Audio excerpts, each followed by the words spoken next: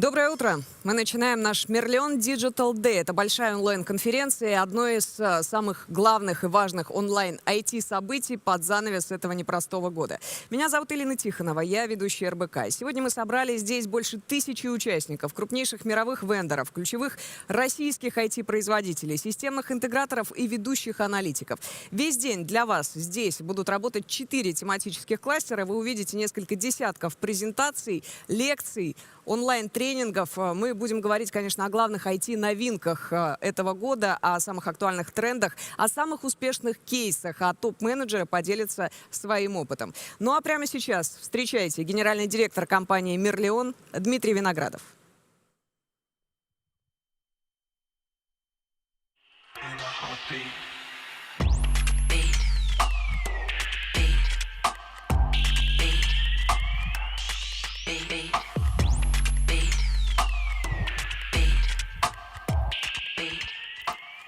Здравствуйте, друзья! Доброе утро! Добро пожаловать на первую онлайн-конференцию Merlion. Я рад приветствовать всех зрителей нашей трансляции, гостей в нашей сегодняшней студии. Вы знаете, для нашей компании формат Merlion Digital Day, он, конечно, немного необычный. Мы, разумеется, проводим довольно много вебинаров и онлайн-митапов, особенно в этом году. Но все-таки мы привыкли общаться с вами вживую, в больших залах. Немного не хватает вот этого обратного контакта от вас, но мы постарались сделать интересно и сегодня. Я надеюсь, у нас все получится. Когда мы размышляем над концепцией наших мероприятий, то всегда задаемся вопросом, как сделать событие максимально эффективным и полезным. И правильное решение этого вопроса позволяло нас собирать более 4000 партнеров в год на всех наших онлайн-мероприятиях. Мы считаем, что нужно соблюсти для этого 3 важных ингредиента успешного мероприятия. Нужно рассказать о том, что актуально именно сейчас. Нужно не стесняться перенимать лучшие опыты, практики. И нужно быть искренним с аудиторией. И сегодня будет именно так. Мы все прекрасно видим, какие изменения происходят в этом году и как трансформируется бизнес-реальность, как быстро эволюционируют форматы коммуникации, как стремительно теряют актуальность прежние модели работы. В Merlion мы смогли перевести сотрудников на удаленку буквально за 2 недели. И причем мы не просто отправили людей из офиса домой, но, скорректировав немного наши процессы, добились того, что все продолжило работать без сбоев. Это позволило нам избежать какого бы то ни было срыва поставок, задержек, позволило продолжить выполнять все обязательства перед партнерами и, более того, помогло удовлетворить возросший спрос на рынке. Быстро поменяться нам, конечно, помогли и территориальная распределенность компании. Мы привычны к тому, что сидим в разных офисах, и личный опыт многих наших сотрудников. Формат гибкого офиса, когда часть сотрудников работает удаленно, мы внедрили уже, наверное, навсегда. Несмотря на то, что в начале года, когда начиналась пандемия, аналитики в целом предрекали стагнацию рынков, мы ждали падения покупательской возможности спроса, наши прогнозы были оптимистичнее, и мы видим, что многие сегменты IT-рынка выросли в период пандемии. Наша отрасль не только получила высокую нагрузку, но и стала фактически главным архитектором и строителем этой самой новой реальности, потому что в мире онлайна без IT совсем никак. Кардинально меняется формат коммуникации, вслед за этим растут требования к IT-инфраструктуре. Приложения для гиков становятся мировым стандартом. Очень резко выстрелили сравнительно небольшие проекты, как, например, один известный сервис для видеоконференций, и вслед за такими выстрелами подтягивают свои продукты и решения мировые гранды. Все это, конечно, помогает расти нашему сегменту рынка. Каждое изменение инноваций тянут за собой развитие смежных категорий. И как нельзя кстати, мы все ждем развития, проникновения, развертывания 5G-сетей, которые, конечно, повлияют на рост объема информации, который необходимо будет быстро, качественно обрабатывать. Это еще больше усилит роль машинного обучения и грамотной работе с большими данными. Ну и, конечно, с безопасностью этих данных. Мы сможем видеть больше закономерностей, лучше и быстрее реагировать на изменения, создавать новые, востребованные рынком решений. Эту цепочку можно продолжать до бесконечности. Вместе с тем IT-рынок, наше профессиональное сообщество, оно настолько разнообразно, что невозможно в нем постоянно конкурировать с соседями. Важно находить точки соприкосновения, чтобы создавать полноценные, востребованные решения и продукты, чтобы построить виртуальную инфраструктуру, чтобы она работала без сбоев. Нам потребуется большой стек продуктов, технологий от железа до прикладного софта. Кроме того, еще необходимо все это внедрять быстро, правильно, обеспечить функционирование без сбоев, обеспечить хорошую поддержку. И на каждом этапе для решения той или иной задачи есть свои игроки, нишевые зачастую, которые вместе справляются с комплексным решением какой-то сложной задачи. Готовя это мероприятие, мы ставили перед собой задачу вместе найти ответы на самый важный сегодня вопрос, что же нам, участникам рынка, делать дальше в условиях этой постпандемии, новой реальности, которая с нами надолго, если не навсегда. Как справляться с новыми вызовами, как преодолевать сложности и ограничения, которые мы раньше себе даже не предполагали, как переваривать возросшие объемы. Поэтому мы собрали здесь наших партнеров, вендоров, лидеров индустрии, чьи компетенции максимально востребованы сегодня, которые будут максимально востребованы завтра. Немного о нашей роли. Мы сформировали не только одну из лучших экспертиз на рынке, но и достаточную финансовую стабильность, которая позволит сохранить устойчивость в кризисный период. Я уже говорил ранее на наших мероприятиях, что главная вещь в нашей работе – это соединять партнеров и заказчиков со всем многообразием решений от вендоров. Но кроме этого мы прикладываем максимум усилий, чтобы поддержать бизнес наших партнеров. Мы делали это раньше, мы будем делать это в будущем. Вы всегда можете рассчитывать на нас. Merlion уже давно не просто дистрибутор IT-оборудования и потребительской электроники. В нашей структуре много разных бизнес-направлений в сфере продуктов, услуг. И наша команда не просто расширяет возможности, мы строим фактически некоторую экосистему бизнес-проектов группы Merlion, которая предоставляет партнерам широкий выбор сервисов, продуктов для решения всего спектра задач заказчиков. Компания стремится быть партнером, который готов помочь любой задаче и при этом не становиться конкурентом. Сегодня вы сможете узнать обо всех возможностях, которые мы предлагаем, о наиболее успешных кейсах последнего времени и самых эффективных решениях наших партнеров-вендоров. И в завершение я хотел бы поблагодарить всех вас, собравшихся сегодня зрителей нашего мероприятия, наших партнеров, без которых, конечно бы, не состоялось это мероприятие, всех наших информационных партнеров и, конечно же, организаторов и каждого зрителя этой трансляции. Давайте вместе искать ответы, которые решат все наши сложные вопросы. Я благодарю вас за внимание. Мы начинаем. Поехали.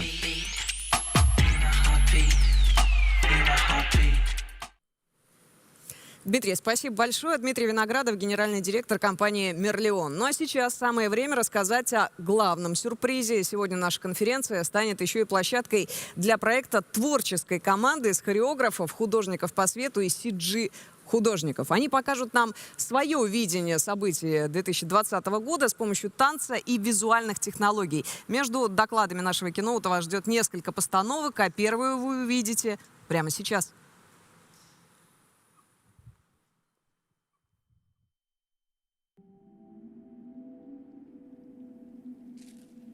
На наше сознание может повлиять книга, фильм, дуновение ветра или красивый закат. Что уж говорить о глобальном локдауне. Последний год он изменил нас. Родилось новое общество, новая мораль, новые взгляды, новая мода. Главное – новые связи между людьми. Ведь, как известно, там, где пропадает одно чувство – обостряются другие. Человек и технологии стали еще ближе. Если посмотреть в будущее, буквально на несколько лет, то можно оценить, что события последних месяцев очень сильно подтолкнули технологический прогресс. То, что нас разъединяло, дало нам импульс соединиться. Это, естественно, находит отражение в творчестве. Сегодня наше мероприятие станет площадкой для творческого проекта, в котором соединилась хореография и технологии. Дорогие зрители, пожалуйста, отключите свои мобильные телефоны. Создайте на своем рабочем месте театральную атмосферу. Закройте глаза и сделайте глубокий вдох. Мы начинаем.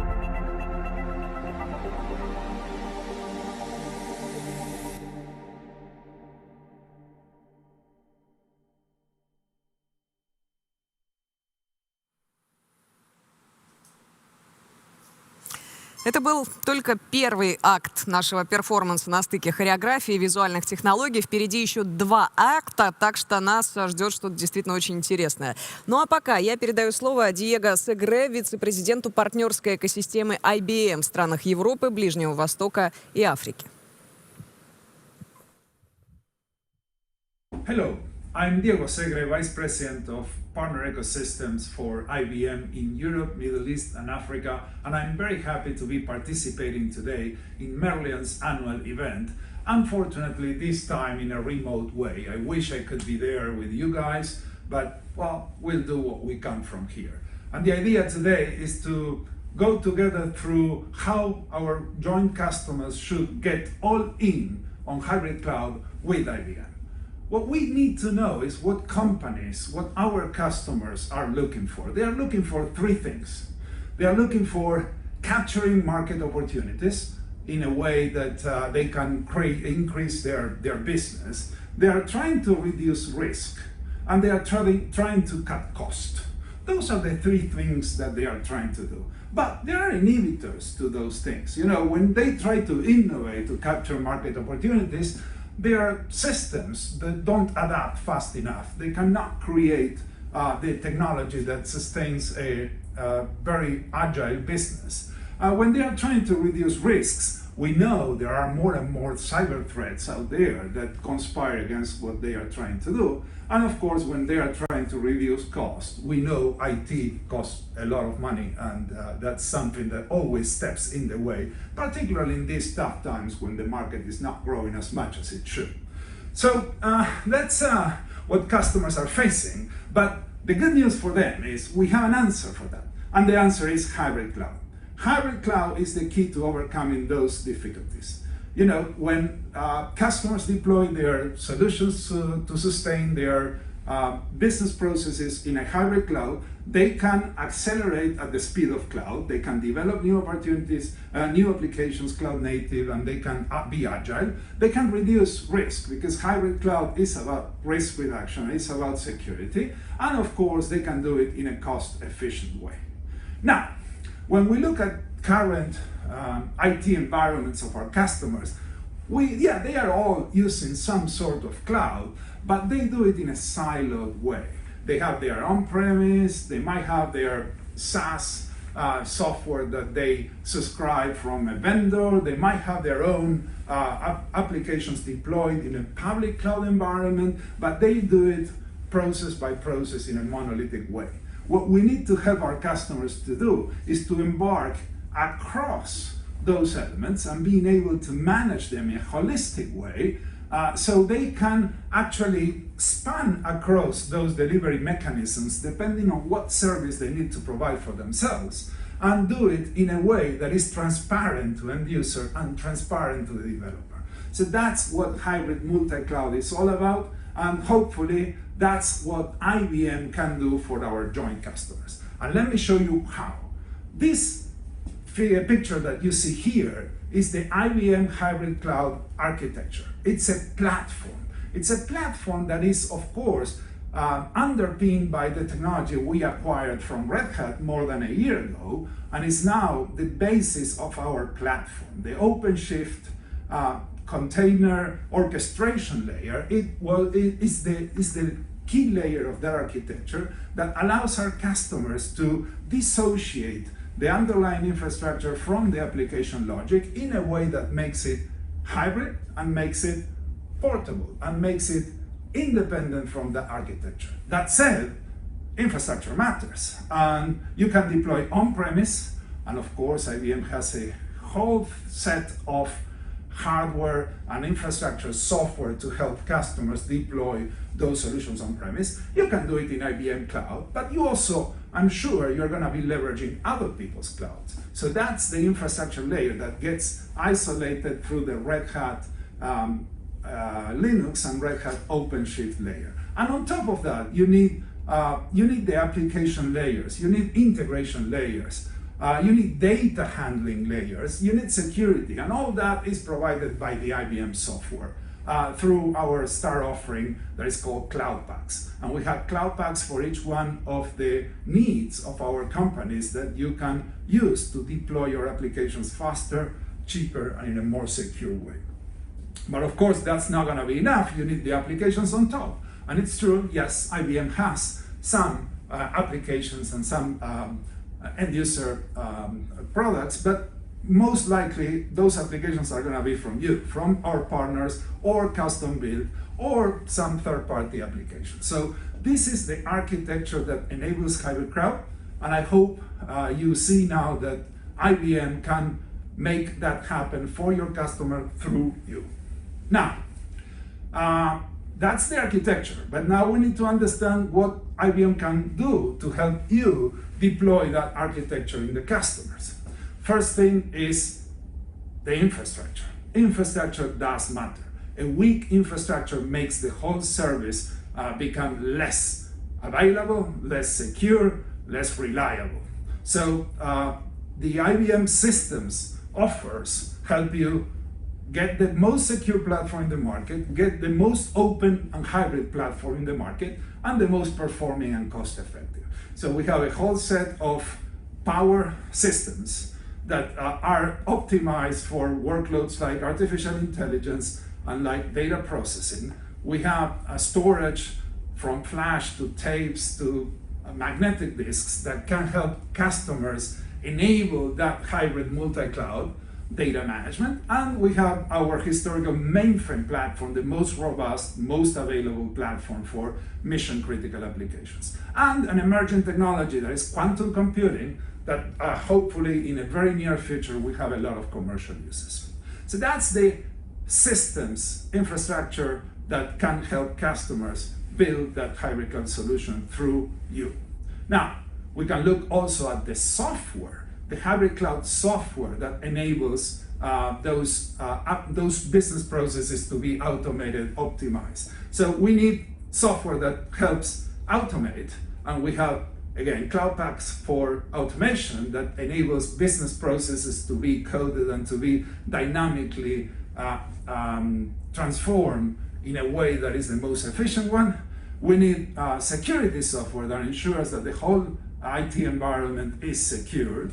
We need software that helps modernize applications from the deployment, from the integration standpoint, from the architectural standpoint. And then we need software that makes that data that customers have become an asset for their business. So we need software that can prescribe, predict, and intelligently leverage that data for mission critical business decisions.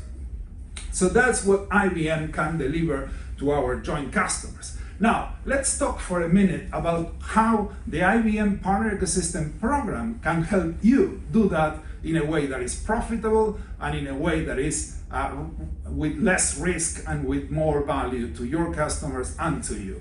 We have a Partner Ecosystem program that ensures that you will make the best out of it. And in that Partner Ecosystem program, we have 4 basic pillars.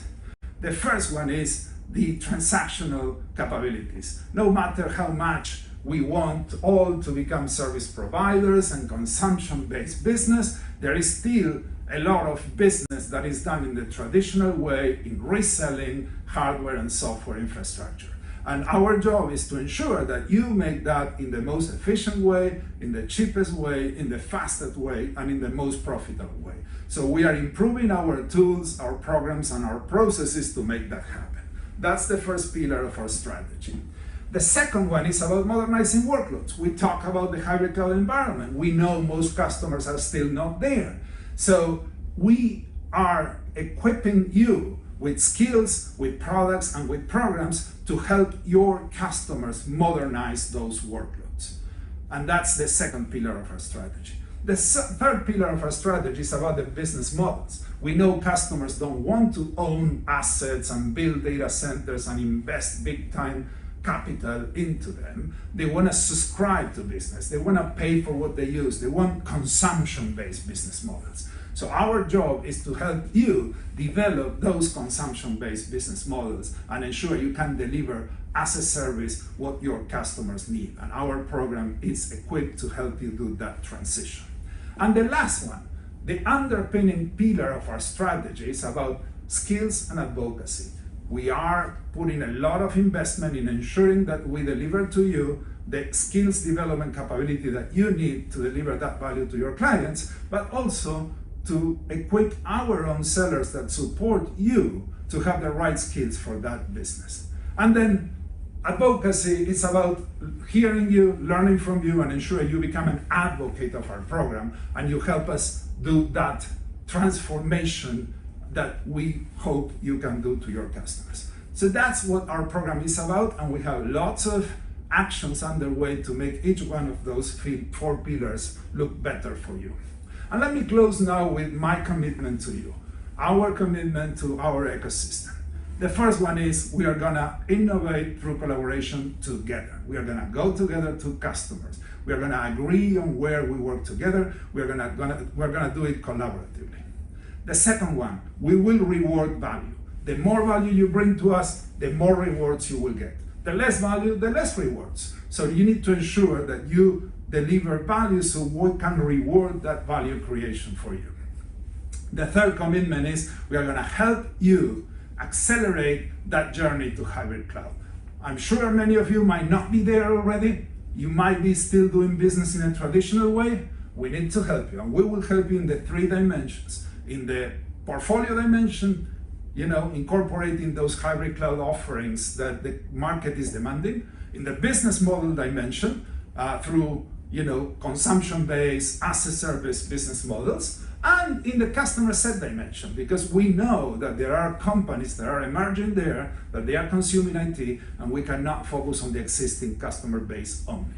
So that's our third commitment. And the fourth one, we will continue to hear you, and we will continue to adapt our programs to what you tell us you need. So keep giving us feedback that we commit to you, that we will use that feedback to improve our way of working together. With that, let me thank you for your attention today. I'm looking forward to see you out there in the business, and do not hesitate to reach out to me through my contacts here in this page, and hopefully you can have a great closing of this year and a great start of next year. Thank you. Спасибо Диего Сегре за то, что он поделился с нами видением компании IBM. Ну а теперь настало время превратить первый павильон главкино, откуда мы сегодня вещаем, обратно в театральную сцену.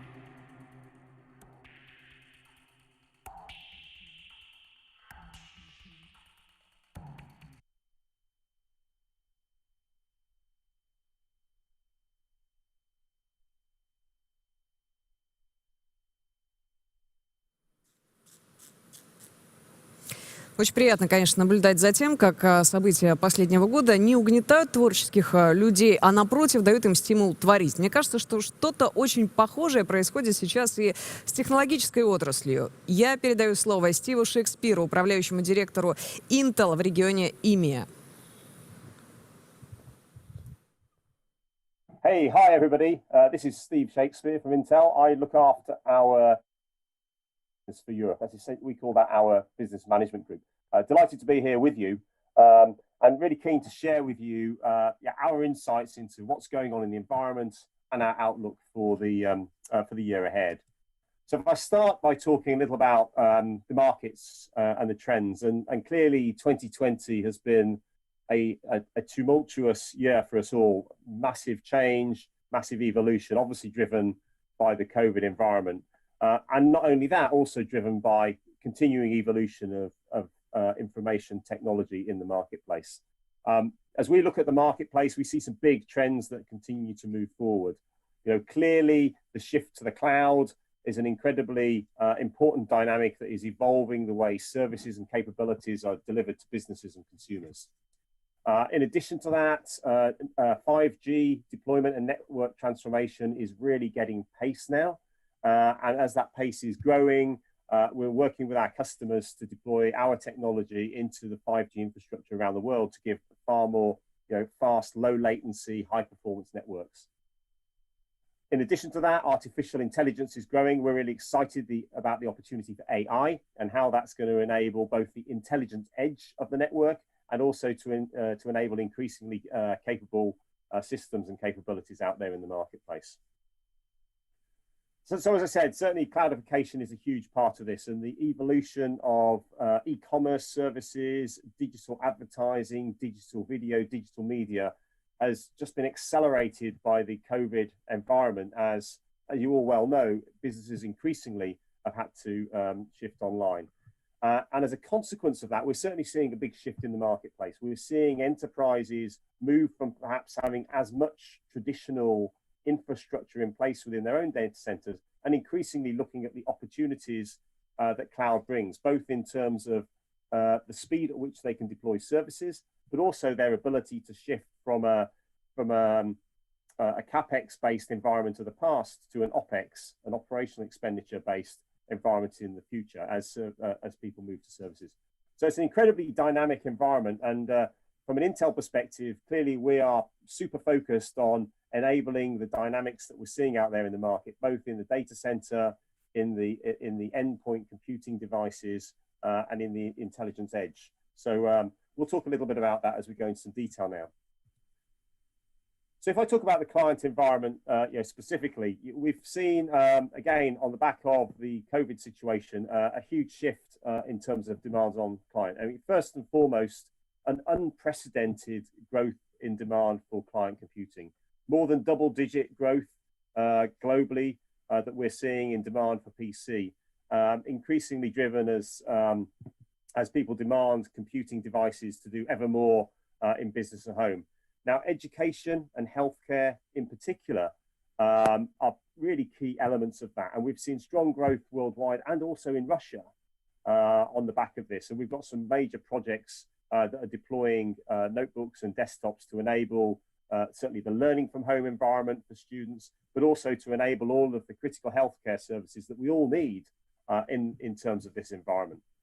And then, of course, working from home has been a huge dynamic. We've seen across the board, everything from large enterprise to small enterprise, investing in notebook devices to enable their employees to work remotely.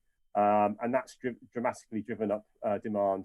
As students are learning from home, that's dramatically driving up demand. And the way we think about this ultimately is that the density, the number of devices per household may have been one or maybe two in the past. It's now essential for every person in a household to have a device.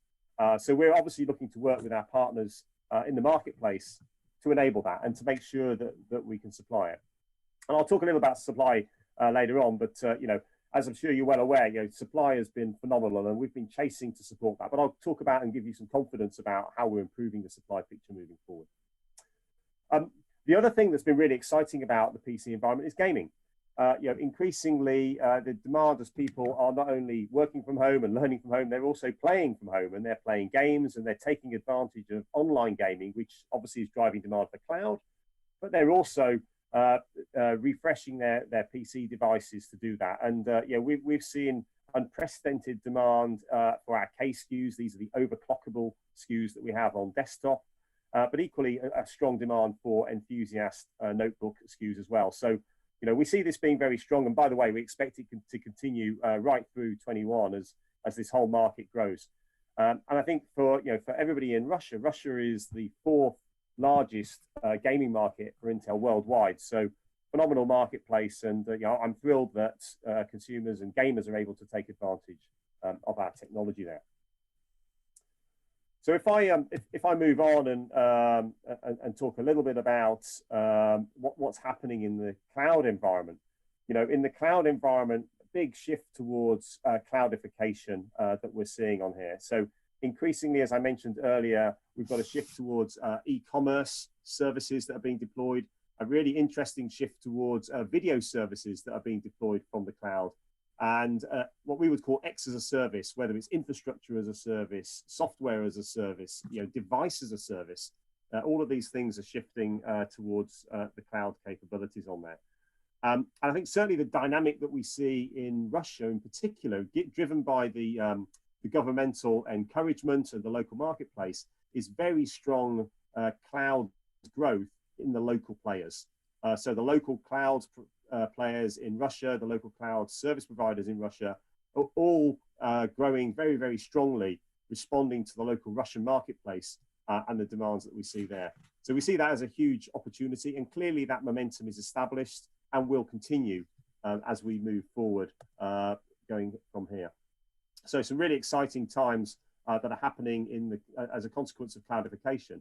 And as you can imagine, within Intel, we're continuing to look at how we innovate and invest and evolve our product roadmap to support those demands. And I'll come on to that a little bit later on. I wanted to take a moment talking about, I've mentioned working from home, but the working from home environments are very much how technology is changing this. And I think what's interesting, I mentioned there's the classic kind of device working from home, but we're also seeing technology deployed in very, very different endpoint devices. And the whole area of what we would call Internet of Things is growing massively. Endpoints computing, the digital edge is growing as well. And services such as video surveillance, we see that growing very, very quickly. We've got some great examples in the current environment where people have taken advantage of Intel technology to deliver new capabilities. So, for example, our partners have been using technology such as Intel RealSense to provide hands-free, so touchless environments for validating employees for security systems. They've been using similar environment for validating that employees are fully compliant with PPE, personal protective equipment, to if they're in a clinical setting where they need to take advantage of that. We've had some great work where our partners have taken our technology and developed digital monitoring systems in a hospital setting. So you no longer need nurses or physicians to be standing by watching people, particularly as we've had very big demands on hospitals. So some really fascinating, innovative ideas that are coming forward, and we're obviously keen to work with all of our partners that are interested in leveraging this technology to innovate in the market, develop new products and services. So, as challenging and frankly sad as the COVID situation has been, it's certainly been bringing out the very best of the innovative ideas and capabilities that we have from our partners. And I'm just super proud of the work that we've done together to make that move forward. So moving on, let me talk about 2021, right? So 2020 has been a tough year. That said, we've seen IT continue to become a really important part of how society copes with the pandemic. When we look at 2021, we continue to see a very strong market. From a client computing perspective, across Europe, we're expecting a greater than double-digit, in the order of 14% growth year on year in terms of client computing devices. So we think that presents a huge opportunity as this demand for learning from home, working from home, playing from home continues, and the density of devices in business and the density of devices in households continues to grow. So that represents a significant opportunity. And I'll talk a little about some of the products that we're bringing to market to help you take advantage of that moving forward as well. We're also seeing strength in server. So the cloud continues to grow, not at the same rate. We're seeing a mid-single digit, 4 or 5% growth in terms of the server market in the year ahead. However, we still see that strong and really kind of consolidating on the back of these digital e-commerce cloud-based services that are growing out there. So again, there's a huge opportunity if you're in the business of providing digital services to continue to service the market and take advantage of that. Now, in support of that, Intel has continued to innovate in terms of our products and our product roadmap. So if I look at the brands and the products that we've got, we're really proud on a couple of things. So most recently in the second half of this year, we've recently launched our 11th generation core products. You see that in the little blue Core i7, for example, logo on here. So we're super excited about this. This is based on our Tiger Lake platform. You may have heard it called as. We've now branded that 11th generation core. This is world-leading client innovation. We outperform our competition by around 20% at the highest level. These products, we're super excited about the benefits that they bring to market and the performance leadership that we are well known for that we're bringing back with these products in the market. So you'll see us be really aggressive, bringing Tiger Lake into the market. I think we've got in the order of 150 SKU designs globally on this product. So you'll see that coming out there for notebooks everywhere. And my colleagues in Russia tell me that we're sold out in the Russian marketplace. Tiger Lake is sold out. So we're really proud about the response that the market's had to this product. And we will, our commitment globally is to have an annual cadence, so an annual refresh of our leadership products. So you can expect that every year we're going to have new innovative leadership products. They're going to continue to push the boundary for client computing. So we think that's really exciting on client, and we're thrilled that the demand for PC computing has been really acknowledged, and the value of PC computing in these tough times and for the future is really re-established in the worldwide marketplace. The other thing that we're innovating on is on our Xeon platforms. Actually on the Tiger Lake parts, they're based on our 10 nanometer manufacturing technology, and I'll come back onto that a little bit later on. But on Xeon, we'll be launching our first 10 nanometer based Xeon platform. So this is the Ice Lake server platforms. They're going to start shipping in calendar Q1 next year. So you'll shortly see those come to market. We're really excited about that. They're going to raise the bar again in terms of the performance of our data center platforms.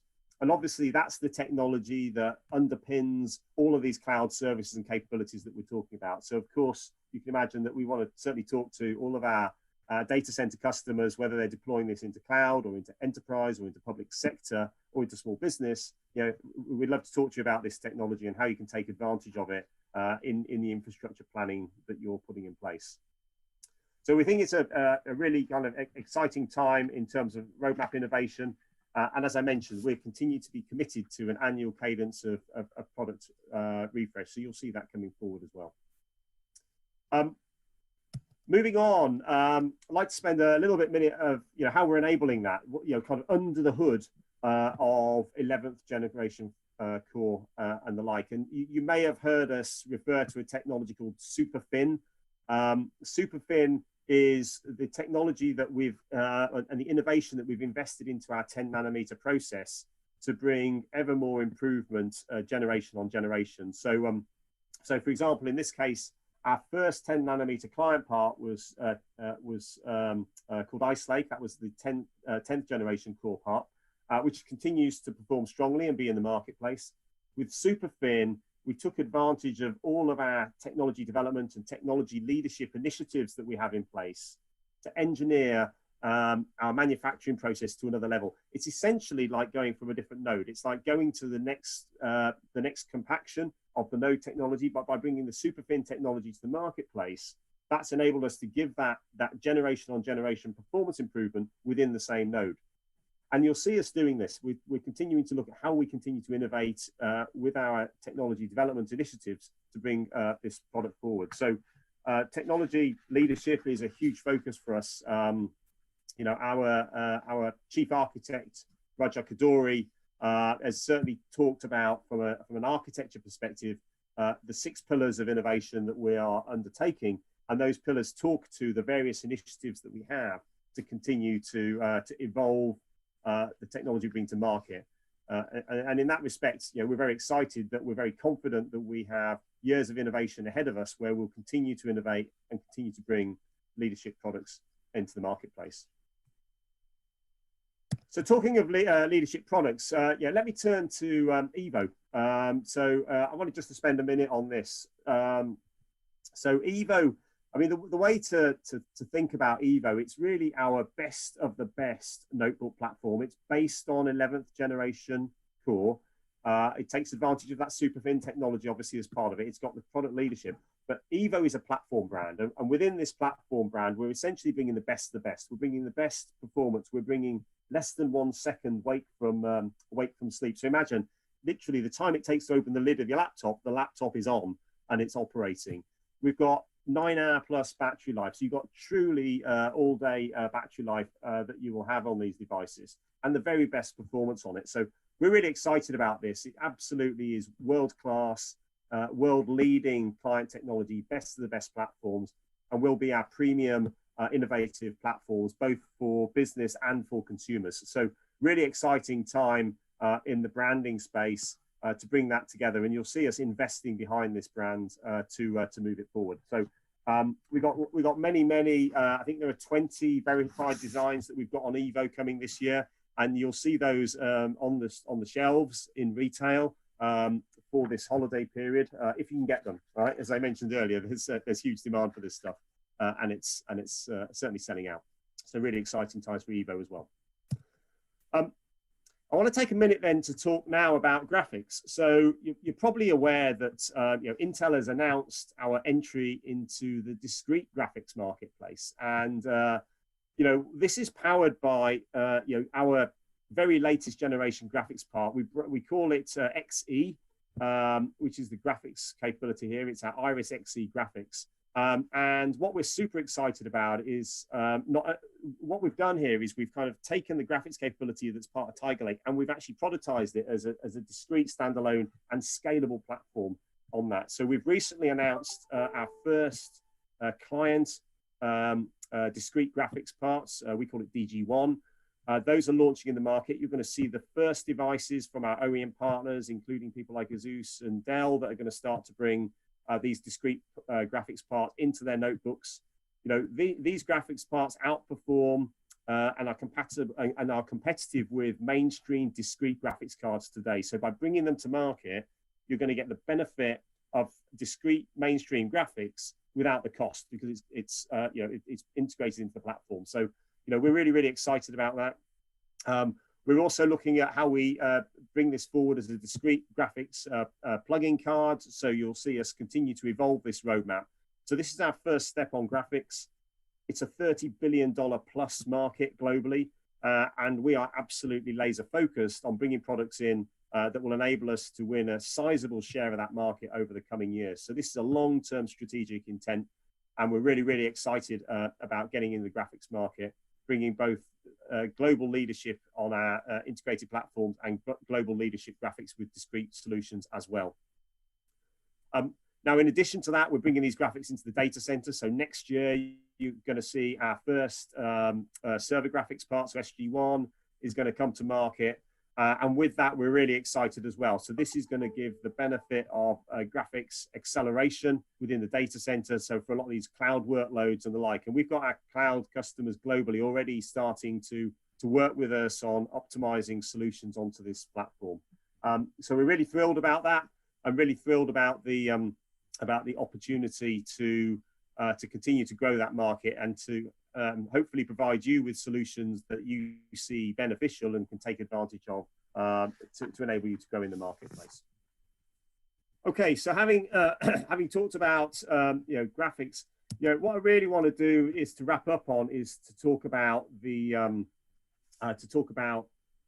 the supply situation. So as many of you are aware, we've had a difficult time with supply, frankly, this year, and frankly, we did not see the level of increased demands that was going to come from our customers, and it is absolutely unprecedented. As I mentioned, we've seen double-digit growth through 2020, and as that growth continued to grow, we've chased it, and frankly, we've not had enough supply to keep up. We made a decision very early on to prioritize our server parts. So our server parts, we do have supply for server. We prioritize server, so we're very much seeing that server supply is absolutely good. No significant issues there, and we'll continue to prioritize that in the market. We're also, by the way, prioritizing support for our Internet of Things supply because we know those designs are put in place and they run in market for some time. So we had to make some difficult decisions through the course of the year where we decided to go short on the demand for small core, so Celeron and Pentium in particular parts. So you'll have seen that we were really short on those parts in the market.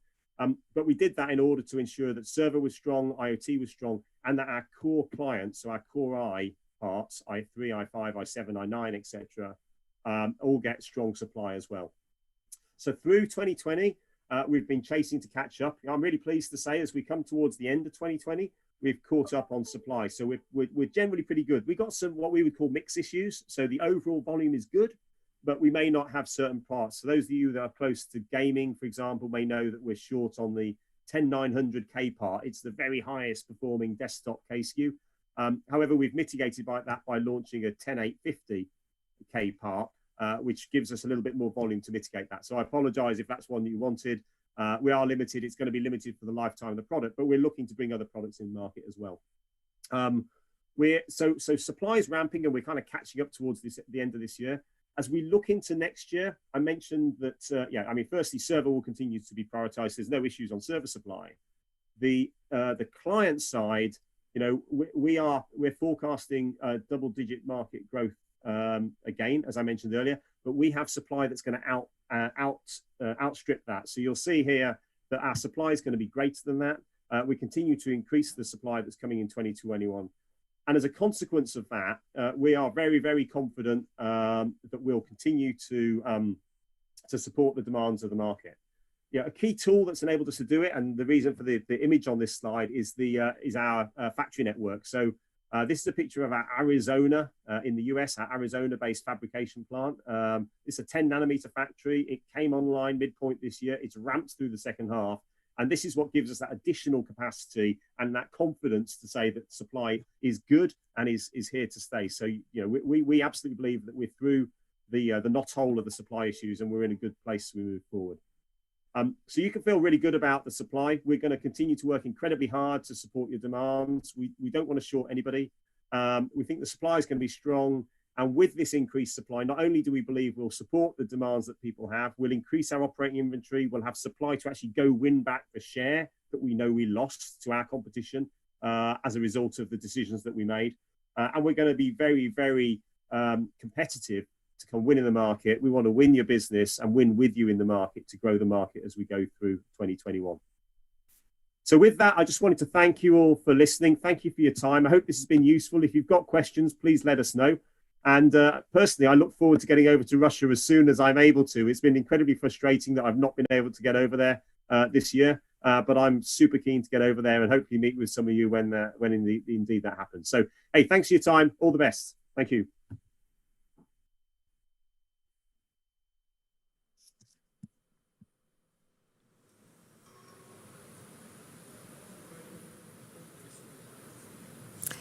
Спасибо. А сейчас у нас в студии еще один гость, точнее два. Это Роман Гилк, руководитель европейского отделения HP по канальным продажам, и Себастьян Стадлер, директор по продажам в Центральной и Восточной Европе, России, Турции и Африке. Good morning, dear customers and partners from the beautiful city of Vienna, Austria, and welcome to the Merlion Digital Day. I'm Roman Gilg, and I'm responsible for channels and ecosystem sales in the geography of Central and Eastern Europe, Russia, Turkey, and Africa. It is a pleasure for me to join you today in this new digital format, and today I'm going to be sharing with you Hewlett-Packard Enterprise strategy for the next year, as well as my view on channel priorities. Then later, I will hand it over to Sebastian Stadler, our sales director, to provide more insight into our sales approach and reflect on important customer-related topics. So let me start with a slide that I shared in this very conference 3 years ago on stage live with you together. And indeed, looking at that saying, you might say that Niels Bohr was right, yeah? And that predicting future might be tremendously difficult. However, at that same time, 3 years ago, we, Hewlett-Packard Enterprise, predicted that the enterprise of the future will be edge-centric, cloud-enabled, and data-driven. And look at that. This is where we are today. And so we know that this edge-centric and cloud-enabled world requires the right technology, the right expertise, and the right financial flexibility to help organizations accelerate their transformations. If there is one different thing that we can say today, it is just that the digital transformation is not an option anymore. People frequently ask me, hey, can you tell me more about the Hewlett-Packard Enterprise strategy? So where are you going, what are you doing, and what you want to become as a company? And even last year, we said we want to become the edge-to-cloud platform as a service company. Our approach is to provide a true cloud experience for our customers, but also to bring the hybrid cloud experience as close as possible to them. At the edge, in the data center or in a co-location, we want to help customers modernize and transform their applications. And so that means in practice that our strategy remains the same, because we are very confident that it's a good strategy and that it resonates very well with the market, with our partners, with our customers. Let me now connect the insight into the strategy that I've just shared with you with opportunities that we see and business analysts see in the market. The year 2020 has tested all of the markets, all of our customers, all of our partners, and I would say ourselves personally and professionally in the way that we, of course, could have never imagined before.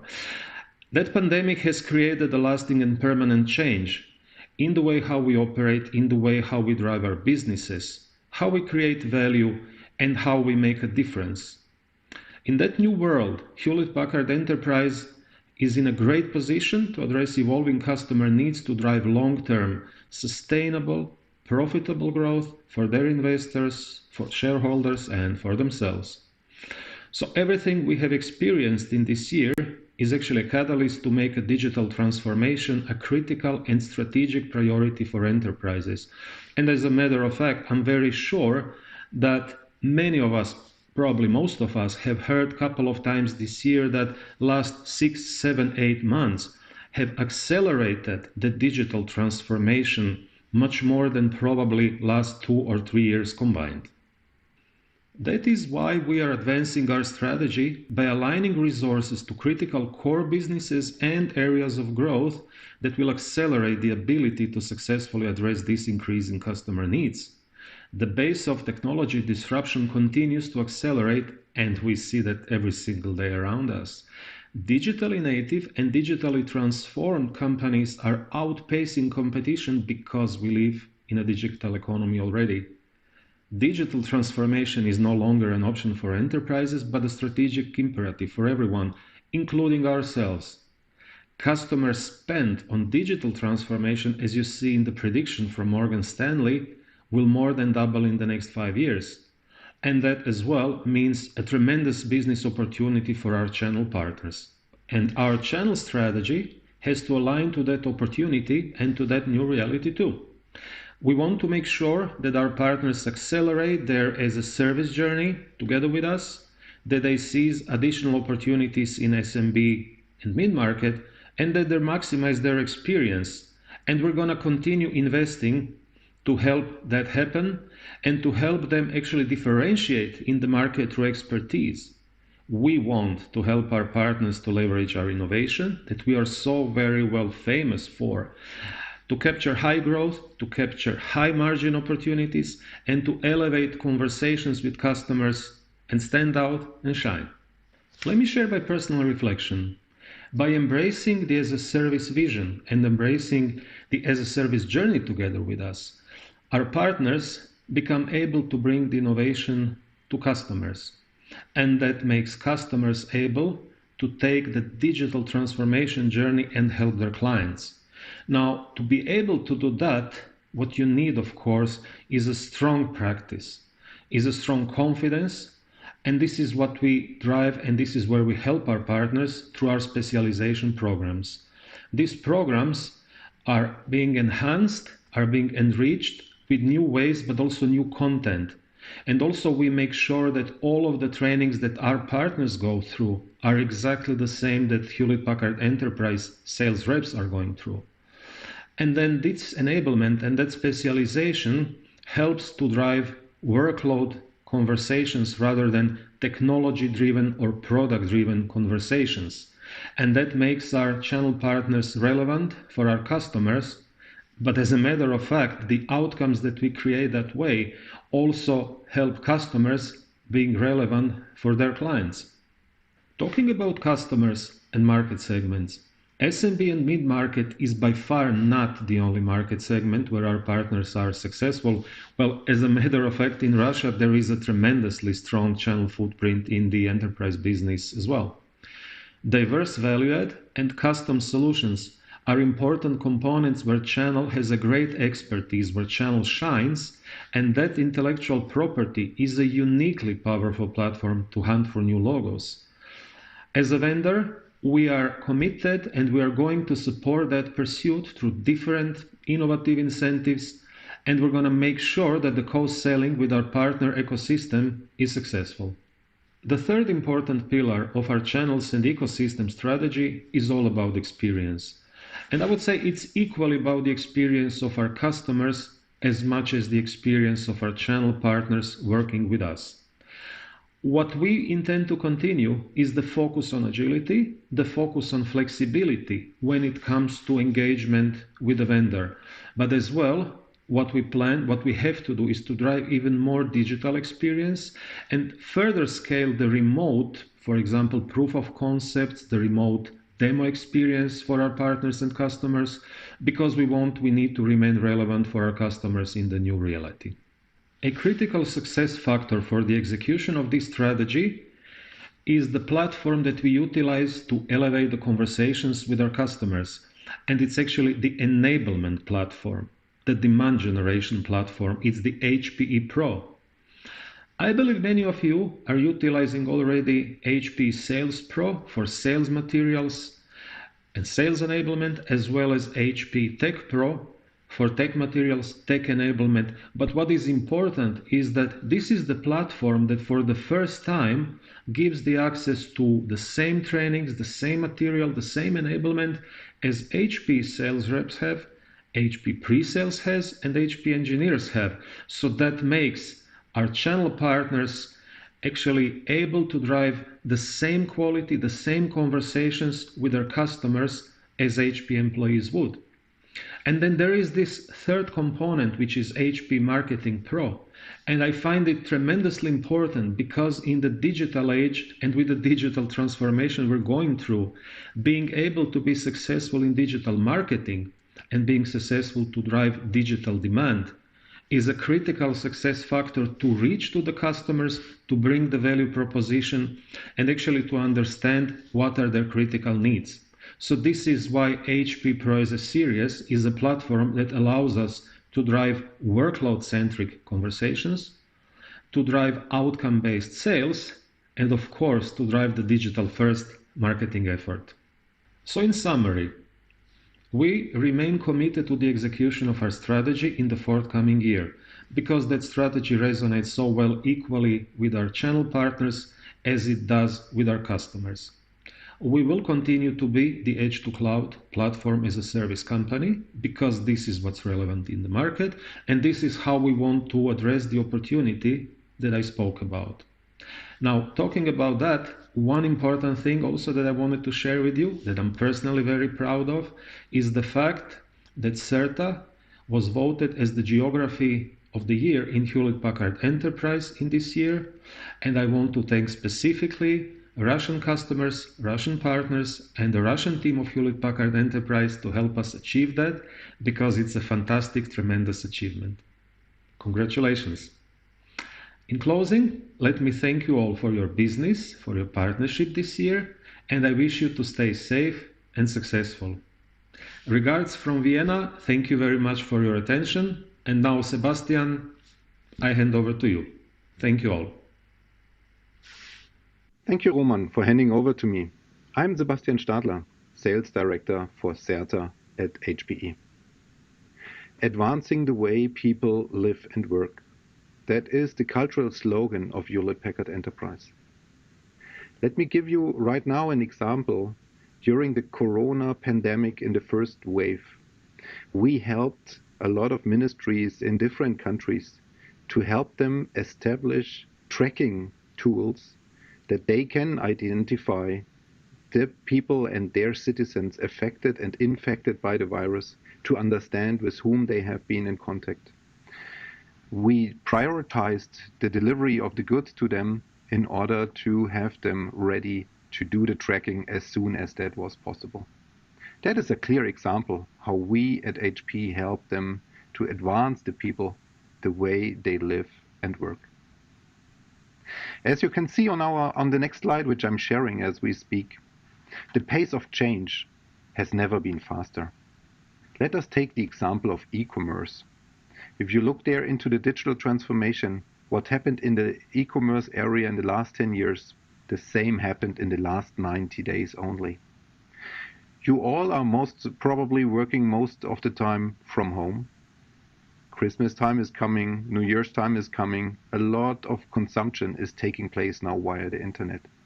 The growth of the e-commerce is significant, specifically in the year 2020, and will continue in the year 2021. Another area where we see a big change also coming through is in the working from home and is in the management of workspace. Here there are different analysis.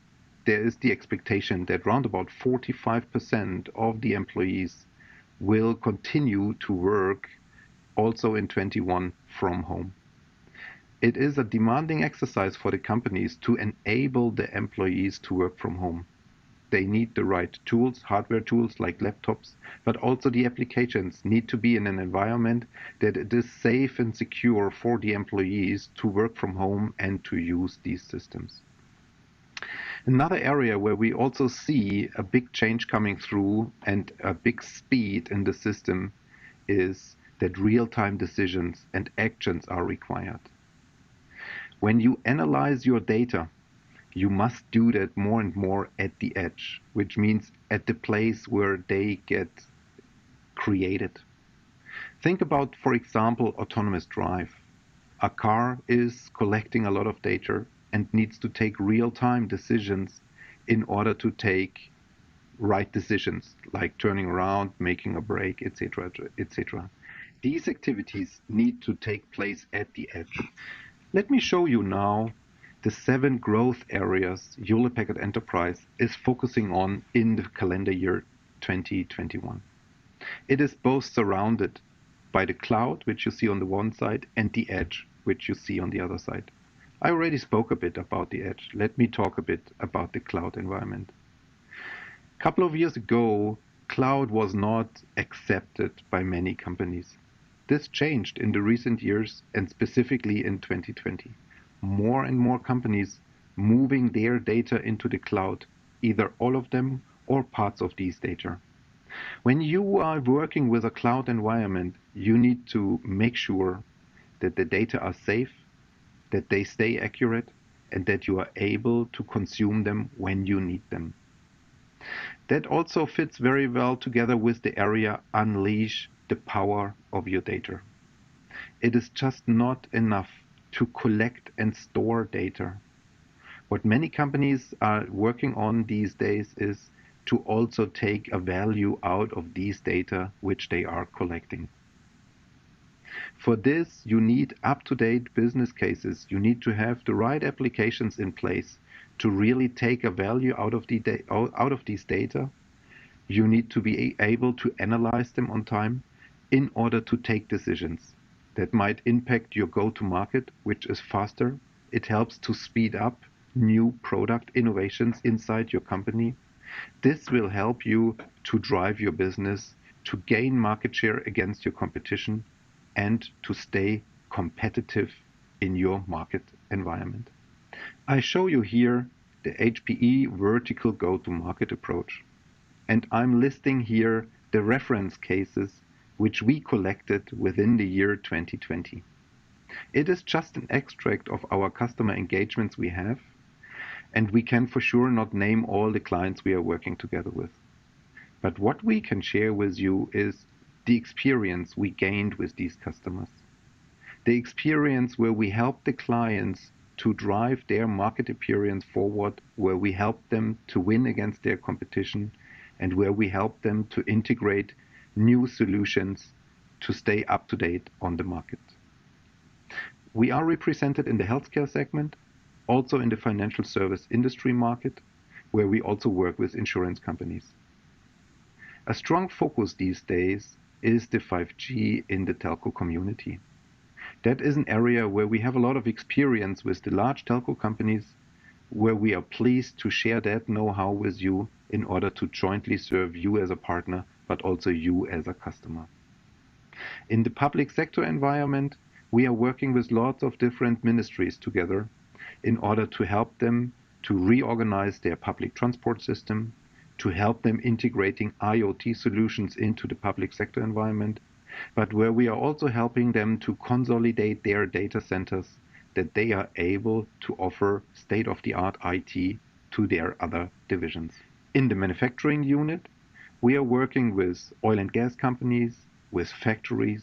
We help them to develop towards a digital factory, as an example. We help them to integrate IoT. We analyze together with them which data at the edge they need to collect, to analyze, and to drive forward to take the right decisions. On the bottom right side, you see the GL bubble, which is our GreenLake bubble. This is the solution offering we have as a service. Roman already spoke about our as a service offering. It is an eminent important topic for Hewlett Packard Enterprise to serve our customers in the as a service environment. The interesting aspect here is that the clients are more and more consuming as a service. They pay only for that what they are consuming. We see that trend strengthening over the coming quarters and years, and we are very happy to go that road together with you. Let me now thank you for your attention. I'm very happy that you joined that conference. And let me, before I close up here, also inform you that we have our colleague, Mr. Peñas, sharing with you more insights about the HPE technologies for digital business transformation. So please join that session, and I wish you a good rest of the conference. Thank you very much.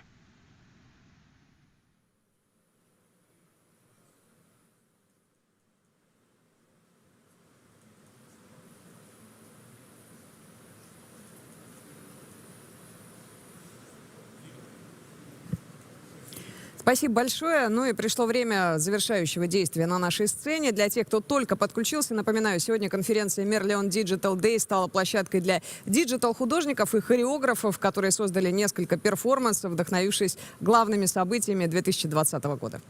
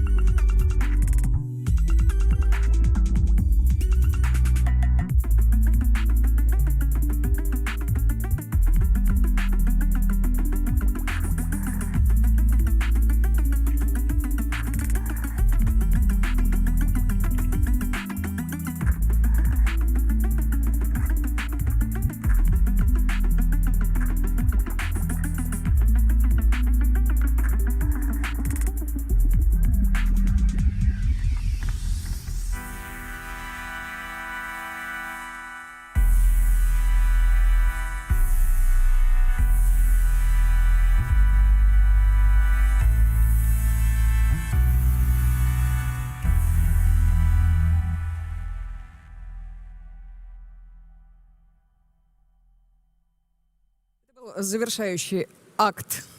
Это был завершающий акт великолепного этого перформанса, созданного специально для нас. Хочется очень, конечно, поаплодировать артистам, хотя они этого и не услышат. Ну а прямо сейчас наш зал будет разделен на 4 параллельные сессии. В каждой вас ждет уникальный контент и свой модератор. Также не забывайте, что у нас работает онлайн-чат с вендорами. Это вот как на обычной выставке, только не нужно ходить от стенда к стенду. В этом чате можете писать комментарии, задавать вопросы. Большая часть докладов на кластерах будет в режиме лайв, так что у вас есть возможность спросить у наших спикеров то, что вот именно вас именно сейчас интересует. Также вы можете писать свои комментарии, задавать вопросы прямо в ленте под плеером на странице трансляции. Виртуальные залы начнут работу ровно в 11:30.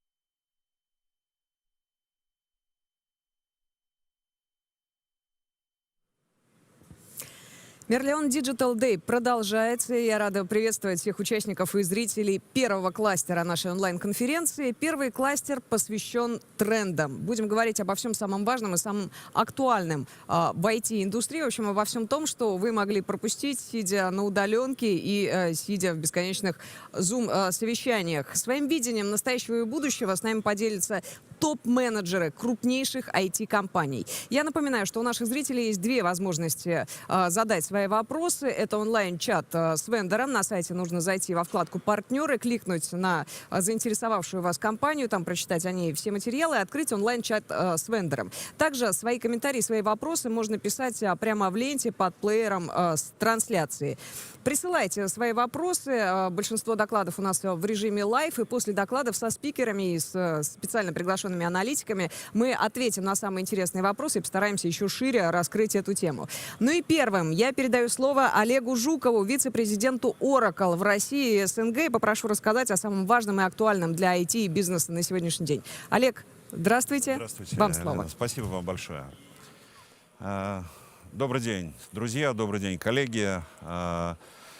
Сегодня действительно такой интересный и хороший день, когда масса людей, которые причастны к IT или находятся внутри IT, могут действительно поделиться с вами тем, что сейчас происходит, и самое важное, что будет происходить в будущем. Я бы точно так же со своей точки зрения рассказал о нашей компании, о том, как мы готовы были к тем вызовам, которые прошли в этом 2020 году, и что мы фактически делаем вместе с вами, как с партнерами, и вместе с вами, как с заказчиками. Ну, немножко буквально информации о нас вы можете посмотреть, собственно, на экране. Компания у нас большая, порядка 40 миллиардов долларов оборот. Это все данные 2020 финансового года, который у нас закончился в конце мая. Ну, могу единственное сказать, что есть ряд выступлений нашего руководства, в первую очередь основателя компании, который сказал, что 2020 год действительно был вызовом для всех, но нам позволил еще больше, еще лучше установить себя вот как имя, как технологии во всем мире. И смотрите, тот же самый Zoom, по которому сейчас ведется трансляция у нас здесь, и наверное, 50% видеоконференций в мире проходит сейчас именно Zoom, работает вместе с Oracle. Тот самый TikTok, о котором спорят последние месяцы масса государств, компаний, как это все будет выглядеть, фактически выбрал в качестве технологического партнера Oracle. Почему? Да по одной простой причине. Потому что мы совершенно четко понимаем, что такое бизнес-тренды текущей реальности. Это и гибкость инфраструктуры, и бизнес-процессов. Но какая компания может быть успешна в этот тяжелый 2020 год, год пандемии, когда масса бизнесов закрывались, или компании закрывались, или снижали свои доходы, государства закрывали границы, логистические цепочки, если вы вспомните, февраль, март, апрель, они просто рушились. Как в этой ситуации жить? И вот компания или организация, неважно, государственная это или коммерческая, выживает и может развиваться только тогда, когда гибкая инфраструктура позволяет принимать какие-то правильные решения, когда позволяет изменять бизнес-процессы, когда у тебя в качестве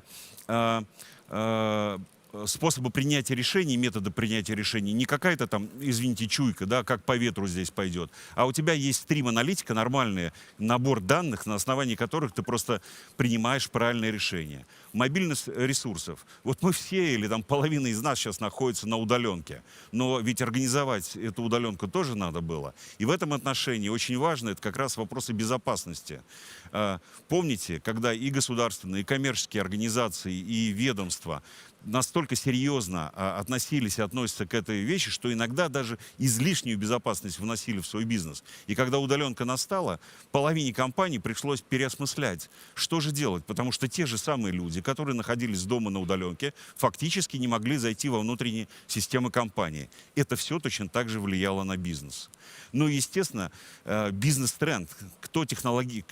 Та компания, которая быстро видит новую нишу, быстро видит свою новую возможность, та применяет новые технологии и фактически тащит за собой всю инфраструктуру. И в этом отношении, опять, в продолжении бизнес-трендов могу сказать, чем мы отличаемся, не отличаемся, или как мы формируем эти тренды вместе, еще раз повторяю, с партнерами и вместе с заказчиками. Фактически, это применение облачной инфраструктуры IT. Что это значит?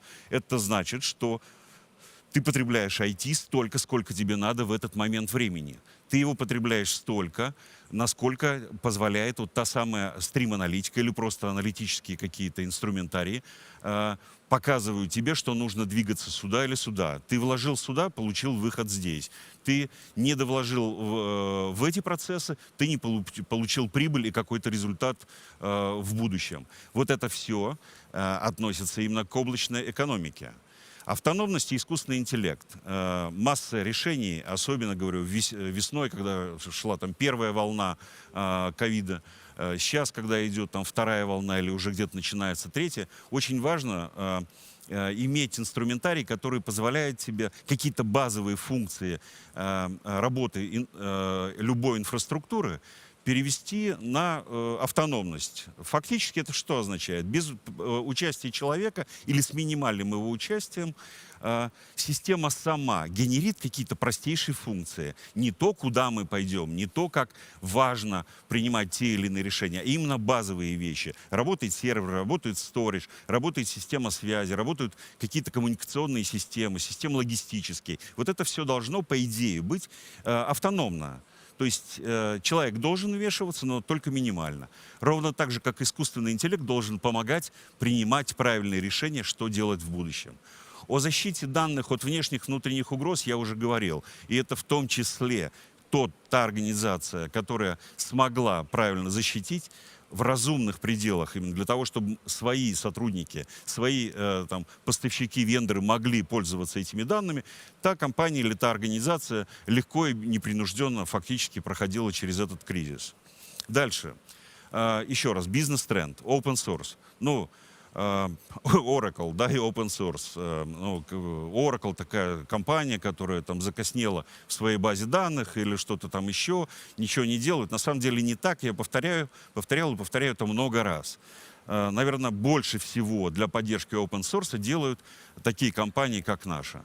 Ну, смотрите, средства разработки, база данных open source, даже новые средства разработки, как GraalVM, который позволяет фактически любому программисту, любому непрограммисту консолидировать любого рода приложение, написанное на любом языке.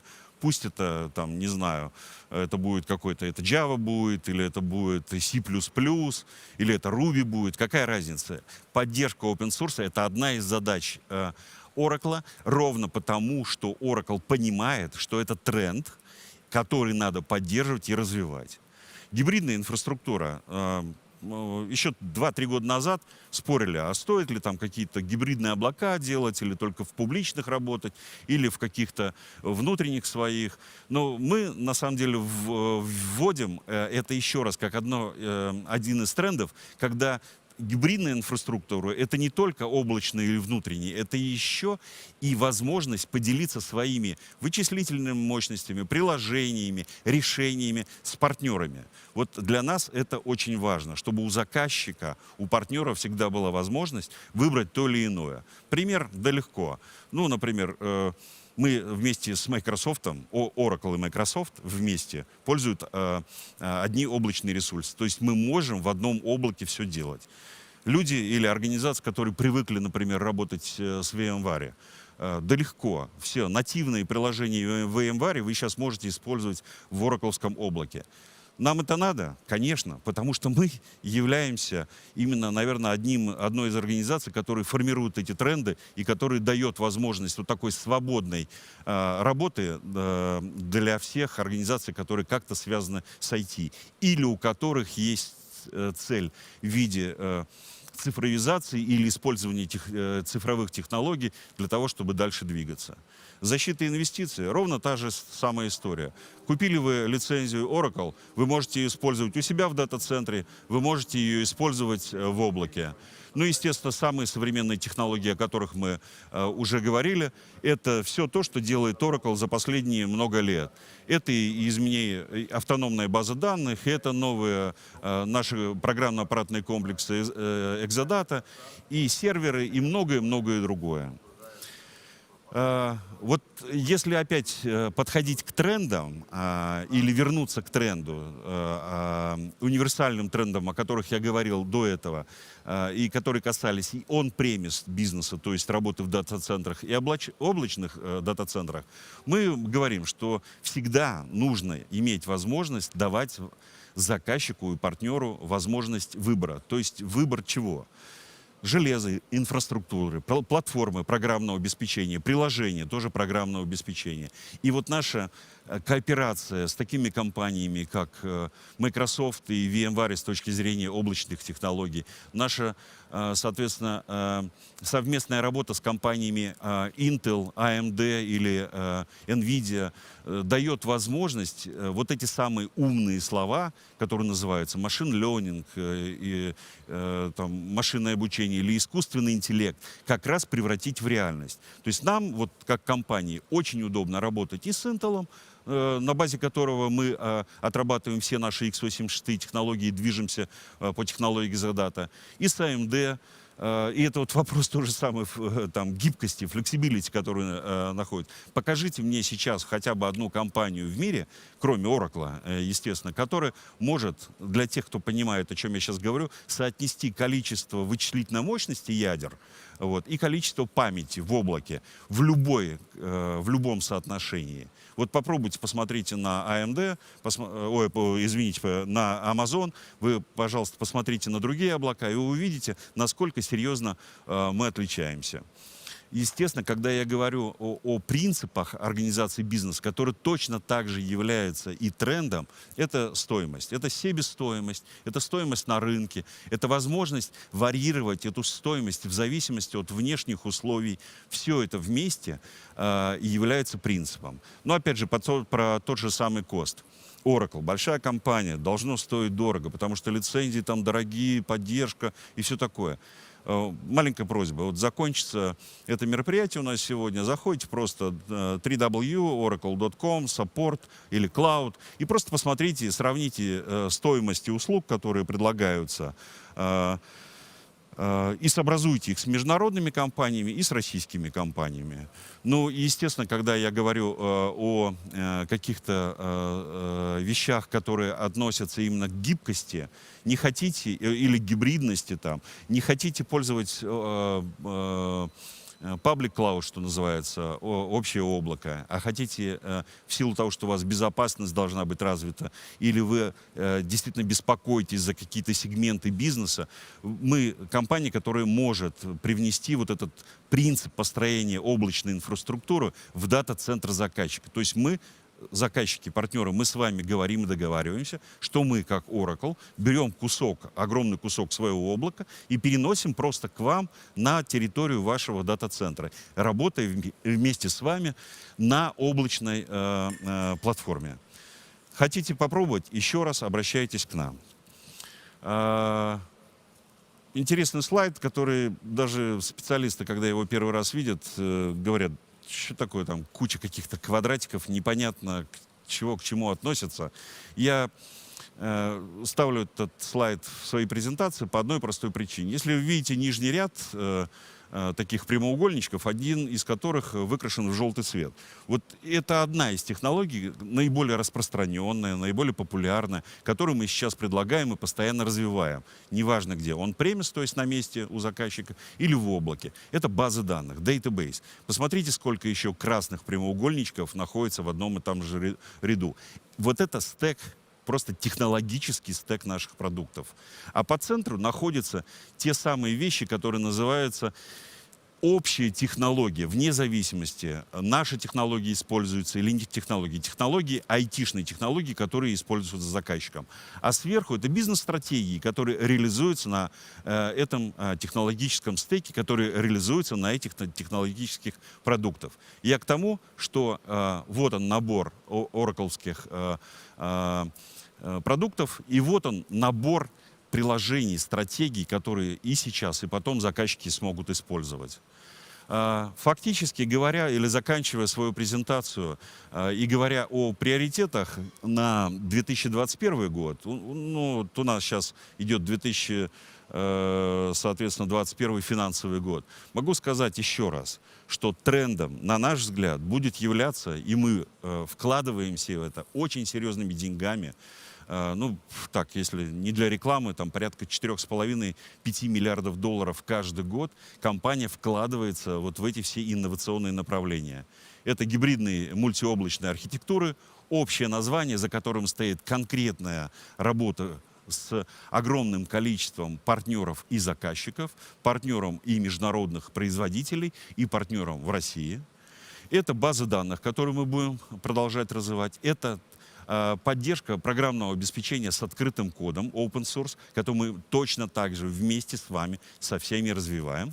Это и, как я уже говорил, партнерство с другими вендорами. И это развитие процессов и продуктов, то есть программных продуктов, железа, сетевых продуктов, которые предназначены для работы в системах по машинному обучению или искусственному интеллекту.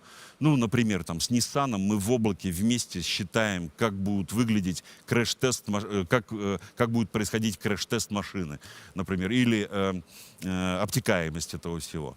Мы говорим о том, что мы работаем на безопасности. Для нас это настолько важно, что это, наверное, №1 приоритет на следующий год. И выбор заказчика или партнера – это, естественно, то, что мы точно так же ставим в качестве приоритета с доступностью цен на Oracle. Заканчивая, могу сказать, если будет время еще прочитать слова Сафры Кац, нашего CEO, что все компании, вне зависимости от формы собственности, принадлежности, осознают и осознали потребность в современных технологиях. Мы часть этих технологий во всем мире. Спасибо.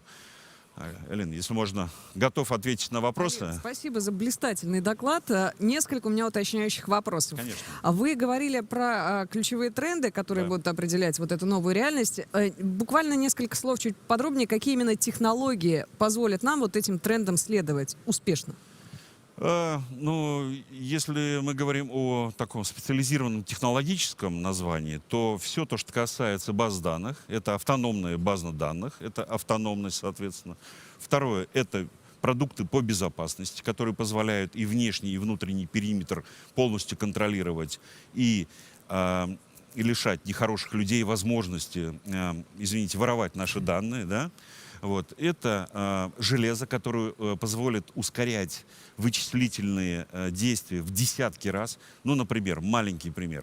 Есть такая технология, которая называется RDMA. Что это такое? Для вас, вот вы не специалист, да? А представьте себе, стоит 10 серверов в разных системах, которые связаны в сетку и которые позволено там вместе обрабатывать какую-то задачу. И даже вот такая вещь, как возможность одного сервера, памяти одного сервера, попросить помощи у памяти второго сервера, ускоряет обработку всех данных в 10 раз. Вот даже такая вещь. Вот она сейчас работает. Вот это только маленькая часть о том, о чем я говорил. Я так понимаю, что это уже прорывное решение. Да? Вот каких еще вот именно таких прорывных решений, новых технологических решений ждать от компании в 2021 году? Я уже частично сказал, волшебное название Грааль VM. Это некая Грааль, да, понимаете? Это не зря же так названо. Потому что это вот средство разработки, которое действительно позволяет. Вот вы, например, программист, который работает с языком C++, да, средство разработки. Там сидит один программист, который это все делает на нашей же оракловской Java, да. Кто-то работает на других средствах разработки. Вот умение. И самое главное, вот я считаю, что это немножко недооценено сейчас, но я думаю, что это как раз 2021 год, это умение компании вне зависимости, американской, российской, какая угодно, организовать технологии, когда один человек или компания сможет лучшие навыки по программированию на разных языках и собирать вместе в качестве единого приложения и давать это быстро в заказчика. Вот это прорывная технология. Ну и извините меня за меркантильность. Да, вы говорили тут, в частности, про то, что приоритетом будет доступность по стоимости, я сейчас имею в виду. Да? Вот что именно из предложений Oracle сейчас доступно для компаний малого и среднего бизнеса, на что им стоит обратить внимание? Ну, Да, системы типа Enterprise, тоже большие заказчики, естественно, которые далеко и хорошо продвигаются с точки зрения цифровизации своих, скажем так, IT-технологий внутри себя, они понимают, как с нами работать и с точки зрения on-premise, то есть на месте обработка, и в облаке. Малому и среднему бизнесу бы я очень сильно рекомендовал пойти в облако. Именно в данных условиях хозяйствования, когда тебе не нужно строить IT-инфраструктуру самому, а ты ее фактически берешь как подписку. И берешь как подписку самые последние технологии. Ты можешь находиться на пике технологического преимущества, и у тебя даже будет преимущество перед большими всеми и сильными мира сего. Облако. Вот все. Очень-очень заманчиво звучит, но за всеми подробностями на сайт Oracle Слушайте, можно обратиться. у нас, правда, у нас настолько приличные цены, что мне совершенно не стыдно говорить, что мы не просто конкурируем с мировыми там системами, мы практически с любыми российскими компаниями, которые там дают вот эту платформу, мы конкурируем. Олег, спасибо вам большое. Спасибо вам большое. Можно руки жать в пандемию? Конечно, можно. Да, спасибо. Счастливо. Олег До Жуков, свидания. вице-президент Oracle в России и СНГ. Наш первый кластер продолжается. Первый кластер онлайн-конференции Merlion Digital Day. В этом кластере мы говорим о трендах. И сейчас я хочу передать слово Алексею Иванову. Это директор по дистрибуции Intel в России. И сейчас речь пойдет об историях успеха во время пандемии.